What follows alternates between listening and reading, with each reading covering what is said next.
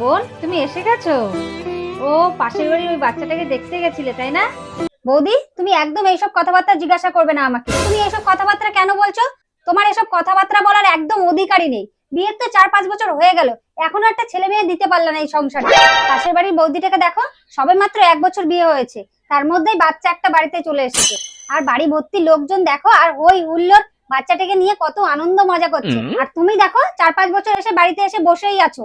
আর এইসব যদি চলতে থাকে না, আমার দাদা তোমাকে ঘাট ধাক্কা দিয়ে কলেজ থেকে বের করে দেবে, বুঝতে পেরেছো? কিন্তু বোন, এতে আমার কি দোষ বলো?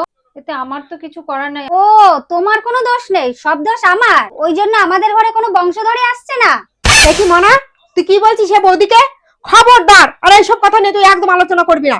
আমার বাড়ি বংশধর হবে কিনা, বাচ্চা কাচ্চা হবে কিনা সেটা আমি বুঝবো। তোকে মাত্র বডি করতে কে বলেছি তোকে? কেন তুই এসব কথা বলছিস? যা, তুই তোর কাজ করকে যা। আমি ওকে ডাক্তার দেখাচ্ছি, ওর যখন সময় হবে ঠিক ওর বাচ্চা কাচ্চা হয়ে যাবে। তোমার তা নিয়ে তো নাক গলাতে হবে না। খবরদার, আর কোনোদিন যেন শুনি না তোর বৌদিকে এসব নিয়ে আলোচনা করছিস, কোনো কথা বলছিস তুই। ছোট মানুষ ছোট মানুষের কথা থাকবি কিন্তু। যা, তুই তোর কাজে যা যা। এখানে সে মাতুব্বরি করছে।